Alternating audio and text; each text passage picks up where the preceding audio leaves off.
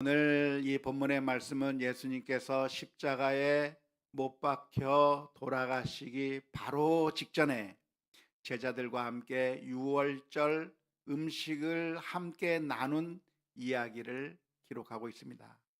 예수님께서 그 유월절 만찬을 나눈 그 장소가 마가의 다락방이라고 알려져 있는데요. 지난번에 성지순례를 가서 그 곳이 어떠한 곳인가 가서 볼 수 있는 기회를 가졌습니다. 다락방 그러면 우리는 조그마한 공간을 생각하기 쉬운데 한번 사진을 한번 봤으면 좋겠어요. 이렇게 큰 곳이더라고요. 계속 넘겨봅시다. 그래서 저 곳에서 지금 가이드가 설명을 해주기를 여기가 마가의 다락방이었고, 그리고 이 사진은 계속 보여주세요. 이곳에서 예수님께서 성만찬을 하셨고, 또 나중에 부활 후에 120명의 성도들이 함께 기도하는 가운데 성령을 은사로 받았던 바로 그 장소라고 설명해 주는 그곳이 바로 이곳이었습니다. 아래층에는 생활 공간이 있는데 다락방이라고 번역된 곳이 어떤 곳인가, 2층에 있는 연회장 분위기의 넓은 공간을 가리켜서 다락방으로 번역을 해 놓았는데, 제 생각에는 다락방이라고 번역하기보다는 연회장으로 번역하는 게 좋지 않겠나, 그런 생각이 듭니다. 여기서 우리 제 아내를 한번 찾아보십시오. 보입니까? 아, 모자 쓴 사람. 정 가운데 모자 쓴 사람이 치워주세요. 그냥 웃자고 하는 얘기였고요. 그런데 이곳이 예수님께서 성만찬을 하셨던 바로 그 장소는 아닐 거라고 생각이 듭니다. 왜냐하면 이 건물이 2000년 전의 건물이 아니라 나중에 중세시대 때 재건된 건물이기 때문에 설명은 그렇게 하고 있지만 정확한 그 장소라고 그 자리라고 말하기는 어려울 거라고 생각이 드는데요. 그래도 그 당시에 어떤 넓은 장소에서 성만찬을 하셨는가에 대한 대략적인 그런 느낌을 줄 수 있을 것 같아서 사진을 한번 보았습니다. 예수님께서 십자가에 못 박히기 전에 제자들과 함께 유월절 음식을 잡수시고, 그리고 그날 밤에 겟세마네 동산으로 이동하셔서 거기서 기도하신 그 이야기가 성경 말씀에 기록되어 있습니다. 이곳에서부터 겟세마네 동산까지의 거리를 보니까 그렇게 멀지 않더라고요. 여기서 저기 우리 선 넘어 사거리 그 정도 거리라고나 할까, 이렇게 가까운 곳에 겟세마네 동산이 있어서 거기서 기도하셨는데요. 예수님께서 십자가에 못 박히시기 전에 유월절 음식을 제자들과 함께 나누었다고 하는 것이 의미가 있습니다. 왜냐하면 예수님께서 십자가에 못 박혀 죽으심으로 말미암아 인류를 위해서 구원의 그 사명을 잘 감당하신 그것이, 그 옛날 이스라엘 민족이 애굽 땅에서 종살이하고 있다가 해방되어 나오게 된 그 유월절의 사건과 아주 비슷한 면이 있기 때문에 그렇습니다. 유월절이라고 하는 것이 어떤 절기죠? 애굽에서 종살이하고 있던 이스라엘 민족이 이제 해방이 되어서 그 애굽 땅에서부터 나온 것을 기념하는 그 절기가 유월절이라고 하겠습니다. 그 옛날 모세가 이스라엘 민족을 건져낸 것과 마찬가지로 새로운 모세라고 할 수 있는 예수님께서 새롭게 죄의 종살이를 하고 있던, 사탄의 종살이를 하고 있던 우리 인류를 건져내어서 구원해 주신 그 사건이 비슷하기 때문에 그런 것이죠. 그런데 그 일을 할 때 애굽 땅에서부터 건져내게 되는 그때에 유월절이 있었는데요. 그 유월절에 하나님의 사자가 모든 곳을 다니면서 장자들을 다 죽이고 있을 때, 모든 장자들이 다 죽을 수밖에 없는 그 상황 가운데서 이스라엘의 장자들은 죽지 않고 살아날 수가 있었습니다. 어떻게 해서 살아났나요? 유월절 양을 잡고 그 양의 피를 문에 발라서, 그래서 하나님의 사자가 지나다니는 동안에 그 문에 피가 있는 것을 보면 그 집은 건너뛰어 버려서 그 집에는 들어가지 아니하여서 결국 그 집에 이스라엘 민족의 아이들은 죽지 않게 만드는 것이 유월절이라고 할 수가 있겠는데요. 예수님께서도 유월절 어린 양처럼 십자가 위에서 피를 흘려 주심으로 말미암아 죽을 수밖에 없는 우리를 죽지 않게 만들어 주시고 구원을 받게 만들어 주신 그 사건이 유월절과 닮아 있기 때문에 마지막에 예수님께서 십자가를 앞에 두고 그 십자가의 사건이 곧 유월절의 의미를 그대로 이루는 것이라고 하는 것을 보여주신다고 한 점에서 의미가 있는 마지막 만찬이었다고 할 수가 있겠습니다. 그래서 예수님께서 먹으신 그 제자들과 함께 잡수신 유월절 만찬을 오늘날에도 우리가 기념하게 되겠는데, 그것을 가리켜서 바로 성찬 예식이라고 하겠습니다. 그래서 우리가 다음 주일날이면 성찬 예식을 시행하게 되겠는데요. 원래 성찬 의식을 한다고 하면 정말 간에 기별도 안 되는 조그마한 빵과 포도주로 하는 게 아니라 음식을 배불리 먹고 또 포도주도 이렇게 양껏 먹으면서 그렇게 식사로 하는 것이 정상적이겠지만, 그러나 많은 인원들이 그렇게 하기가 어려워서 우리가 의식적으로 간단하게 신육만 모양만 내는 그 의미만을 다시 상기시키는 방법으로 성찬 예식을 거행하고 있습니다. 그런데 그 유월절 만찬을 통해서 예수님께서 말씀해 주시는 것이죠.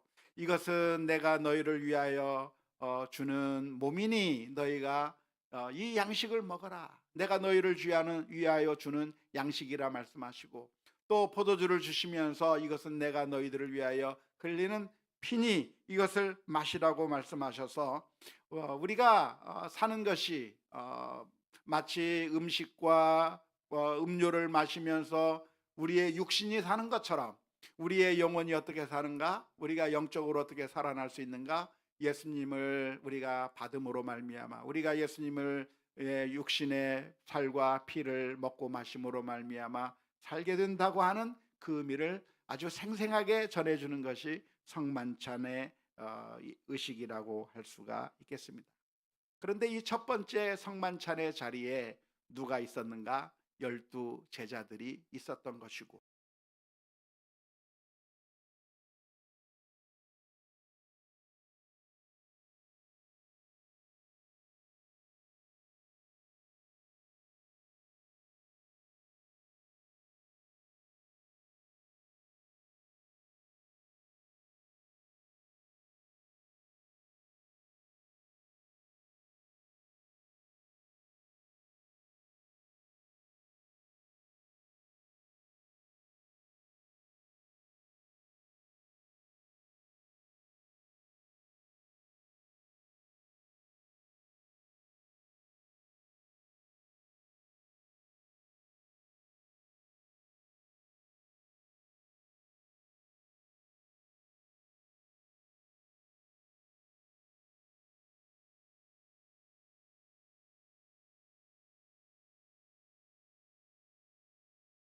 그런 자리였다고 하는 것을 우리가 생각해 볼 수가 있습니다. 너무나도 안타까운 것이죠. 그런데 그런 안타까운 일들이 누구에게도 나타날 수 있는가? 우리에게도 나타날 수 있는 겁니다.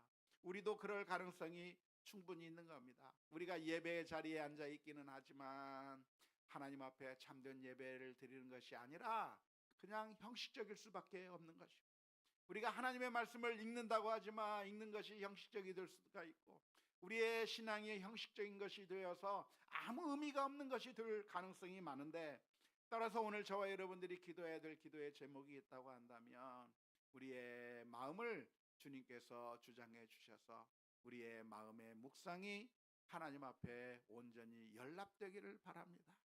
우리의 믿음이 하나님 앞에 참으로 진정으로 받아들여지기를 원합니다. 기도하는 가운데 참된 믿음을 우리 모두가 누릴 수 있는, 모두가 다들 수 있기를 주님의 이름으로 축원합니다. 예수님께서 이 가룟 유다가 배신할 것을 알고 계셨습니다. 그래서 이 성만찬의 자리에서 예수님께서 말씀하신 것이죠. 너희들 중에 한 사람이 나를 팔 것이라고 말씀해 주셨어요. 그런데 이렇게 예수님께서 사람의 속마음까지 다 꿰뚫어 보시고 가룟 유다가 팔 거라고 하는 것을 다 알고 있는데 왜 예수님은 그 가룟 유다를 제자로 받아주셨을까요?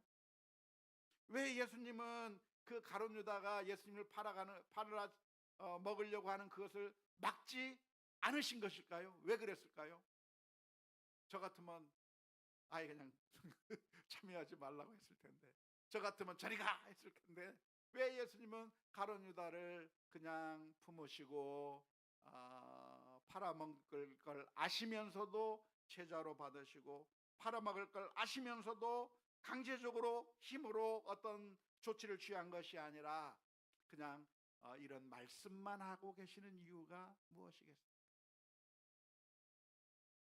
그것은 힘으로 굴복시키는 것이 진정한 사랑이 아니기 때문이에요. 예수님께서 전능하시기 때문에, 우리 하나님께서 전능하시기 때문에, 만약 하나님께서 모든 것을 하나님의 뜻대로 하나님의 능력으로 하시길 원하신다고 한다면 하나님께서 하시지 못할 일이 아무것도 없는 겁니다. 그러니까 죄인 한 사람도 안 만드시고 모두가 다 하나님을 사랑하게끔, 모두가 다 하나님을 믿게끔 만드시려면 그렇게 하실 수가 있는 하나님이세요. 그럼에도 불구하고 그렇게 하나님께서 하시지 않는 이유가 무엇입니까? 사랑은 무력에 의해서 억지로 할 수 없이 하는 게 사랑이 아니라 우리들에게 자유의지를 주셔서 우리가 스스로 결단하고 스스로 선택해서 하나님을 내가 스스로 선택해야, 하나님의 사랑을 우리가 스스로 받아들여야 그게 진짜 사랑이기 때문에 그렇습니다.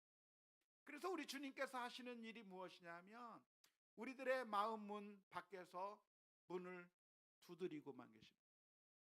우리 주님께서 문을 딸 수 있는, 열어 제낄 수 있는, 마음의 문을 열어 제낄 수 있는 능력이 없으신가요? 있어요. 저기에 있는 열쇠 수리공보다도 훨씬 더 문을 잘 열 수 있어요. 하지만 우리 주님께서 우리들의 마음의 문을 일부러 따고 들어가시는 것이 아니라 우리 주님께서는 밖에서 우리가 마음의 문을 안에서부터 열기를 기다리시면서 우리의 자발적인 순종, 자발적인 믿음을 기다리시면서 기회를 주시고 계시는 것이죠. 오늘 읽은 말씀 마태복음 26장 24절 말씀에 보면 예수님께서 이렇게 말씀해 주셨습니다. 인자는 자기에 대하여 기록된 대로 가거니와 인자를 파는 그 사람에게는 화가 있으리로다. 그 사람은 차라리 태어나지 아니하였더라면 제게 좋을 뻔하였느니라. 이 말씀을 하시는 이유가 무엇이겠어요? 누구 들으라고 하시는 말씀이에요? 가룟 유다로 하여금 듣고 뉘우치게 만들기 위해서 하시는 말씀. 가룟 유다야, 지금 네가 하고 있는 일이 뭔지 아니? 그것은 망하는 길이야. 차라리 태어나지 않는 게 더 좋을 뻔한 일인데 그런 악한 일을 네가 지금 하려고 하고 있는 거야. 그러니까 그 일을 하지 말고 중단해야 될 것을 가룟 유다에게 말씀하시기 위해서 이 말씀을 하고 계시는 거예요. 회개를 촉구하기 위해서 이 말씀을 하고 계시는 거예요. 그 말씀을 들을 때 제일 마음속에 찔림이 있었던 사람이 누굴까요? 베드로가 마음속에 찔림이 있었겠습니까? 아니요. 베드로는 그런 생각이 없기 때문에 예수님께서 왜 이 말씀을 하셨을까? 왜 이런 말씀을 하시지? 이해하지 못했을 거예요. 하지만 한 사람은 정확하게 알았어요. 한 사람은 이게 나를 향해서 하시는 말씀이라고 하는 걸 정확하게 아는 거예요. 아, 나에 대해서 하시는 말씀이구나. 정확하게 알았는데 놀랍게도 그 가룟 유다가 애써 모른 척 외면하는 겁니다. 이건 나에게 하는 말이 아니야. 이건 나를 두고서 하는 말이 아니라고 양심의 소리를 일부러 듣지 않고 귀를 막아버리고 마음속에 이건 나와는 아무런 상관이 없다고 하면서 순간의 위기를 모면하고 그 자리에서 나는 아니지요. 나는 아무 문제가 없는 거지요. 나는 괜찮지요. 라고 하면서 그렇게 스스로 피해 나가고 있다고 하는 것이 너무나도 안타까운 일입니다. 예수님께서는 지금 마지막에 이 가룟 유다에게 마지막 기회를 주고 계셔서 마지막 생명줄을 던져주고 그 생명줄을 잡기만 하면 그러면 살 수 있다라고 살 수 있는 기회를 제공해 주셨는데 그 기회를 마지막까지 외면해버리고 스스로 죽음의 길로 걸어가고 있는 이 가룟 유다의 모습이 너무나도 안타까운 것입니다. 가룟 유다가 예수님을 팔아버린 것은 하나님의 예정이기 때문에 반드시 그렇게 가룟 유다가 팔기로만 되어 있었기 때문에 가룟 유다가 판 것일까요? 가룟 유다가 안 팔려고 한다면, 배신하지 않으려고 한다면 배신하지 않을 수도 있었을까요?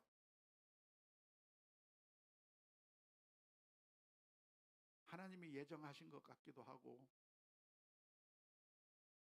가룟 유다가 생각을 바꿔 먹으면 바꿔 먹을 수 있을 것 같기도 하고 혼란스럽죠. 만일 가룟 유다가 예수님의 말씀을 듣고 회개한다고 한다면 회개할 수 있었어요. 돌아오면 돌아올 수 있었어요. 마치 누구처럼? 요나 시대의 니느웨 사람들처럼 하나님께서 말씀하시기를 니느웨 백성들에게 너희는 40일 안에 너희 성이 망할 것이다. 하나님께서 이 성을 지실 것이라고 말씀해 주셨어요. 그 말씀을 하셨기 때문에 그게 하나님의 뜻이니까 어차피 무슨 상황이 되든지 망하게 된 것인가요? 아니요. 그들이 회개하고 엎드릴 때 하나님께서 용서해 주셨고 그들이 죽임을 당하지 아니하도록 하나님께서 살려주신 거예요. 하나님께서 그 마음을 바꾸시고 니느웨 백성들을 살려주실 수 있는 거예요. 그렇기 때문에 이 가룟 유다도 이 순간에 주님의 말씀을 듣고 회개한다면 자신의 마음을 돌이킨다고 한다면 역사의 죄인이 되지 않는 것이고 그 순간에 살아날 수 있는 기회가 마지막 기회가 있었던 것이죠. 만일 가룟 유다가 회개했으면 우리의 구원은 물거품이 될까요? 그렇지 않습니다. 가룟 유다가 회개해서 마음을 바꿔서 예수님을 배신하지 않는다고 할지라도 하나님의 구원의 역사, 예수님께서 우리를 위하여 이루실 그 구원의 역사는 가룟 유다를 통해서가 아니라 다른 방법을 통해서 제3의 방법을 통해서 제4의 방법을 통해서 어떤 방법이라든 예수님께서 우리를 위해서 피 흘려 주실 방법이 얼마든지 있는 거예요. 가룟 유다가 있어야만 되는 것이 아니라 가룟 유다를 통해서만 그 일이 이루어지는 것이 아니라 어떤 방식으로든 구원은 이루어질 수밖에 없는 거예요. 하지만 안타까운 것이 무엇입니까? 그 구원의 역사 가운데 가룟 유다가 악역을 담당하기로 결정했다고 하는 것이 안타까운 거예요. 어차피 이루어지게 되어 있는 하나님의 역사인데 그 역사 가운데서 선한 역할을 맡는 것이 아니라 악한 역할을 내가 맡겠다. 내가 나서서 돈을 벌어야 되겠고 내가 나서서 이런 악한 일을 하겠다고 하는 그 악역을 감당하겠다고 한 것이 너무나도 안타까운 일이라고 할 수가 있겠습니다.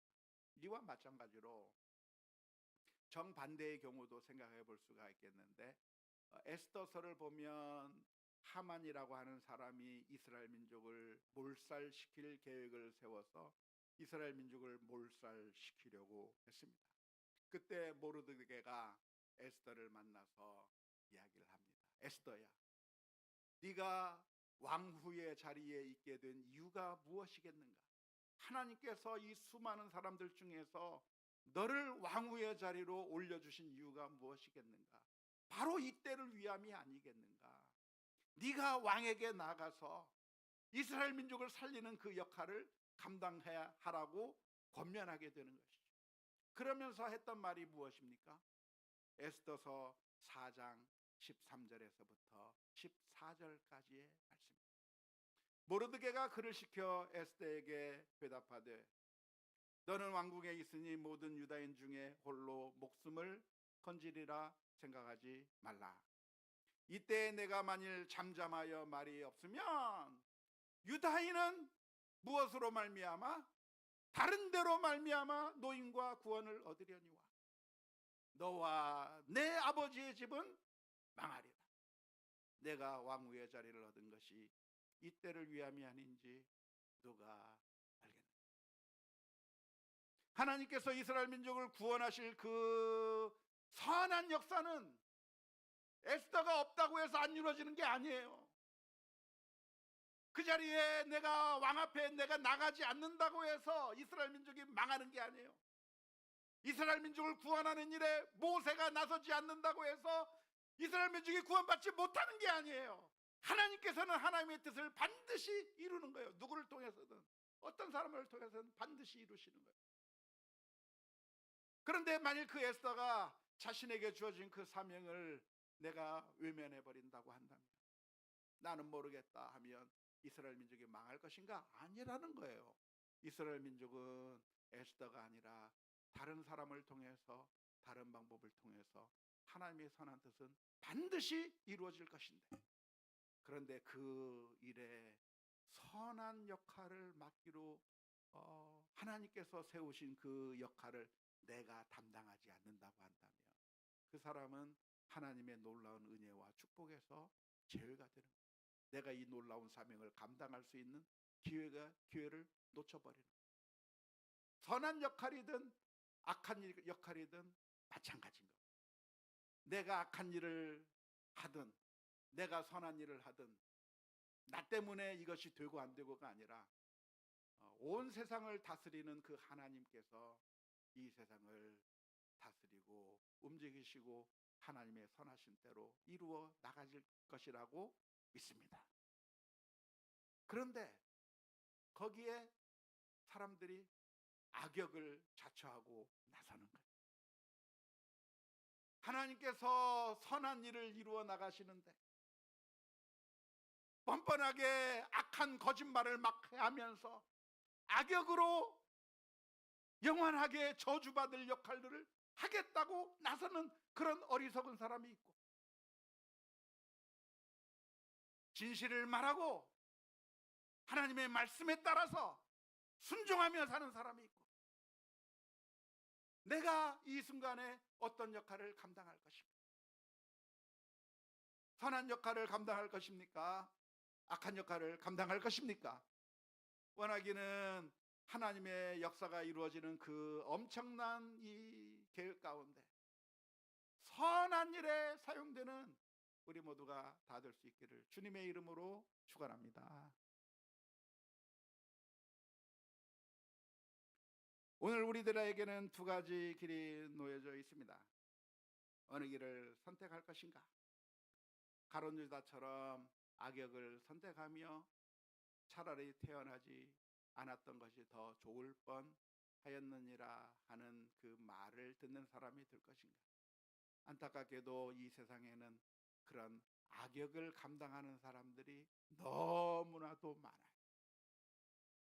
악역을 감당하면서도 뻔뻔하고 악역을 감당하면서도 정말 부끄러워할 줄 모르는 그런 악한 사람들이 판을 치는 것 같은 세상에 우리는 살아가고 있습니다. 하지만 에스더처럼 의로운 역할을 감당하면서 하나님의 그 놀라운 구원의 역사에 우리가 함께 참여할 것인가? 원하기는 저와 여러분들이 가룟 유다의 길이 아니라 선한 역할들을 감당해 나가는 하나님의 귀한 자녀들이 다 될 수 있기를 주님의 이름으로 축원합니다. 주님께서도 우리를 위해서 의로운 역할을 선택하셨습니다. 저 높고 높은 보좌 위에서 낮고 천한 이 땅에 오셔서 우리를 살리시기 위하여 자신의 모든 것들을 다 내어주셨습니다. 이것은 너희를 위한 내 살이라, 이것은 너희를 위한 내 피라 하시면서 주님께서 이 구원의 사역 가운데 우리를 위하여 다 내어주심으로 말미암아 우리가 하나님의 놀라운 구원을 얻었던 것을 기억하며 믿음으로 승리하는 우리가 다 될 수 있기를 주님의 이름으로 축원합니다.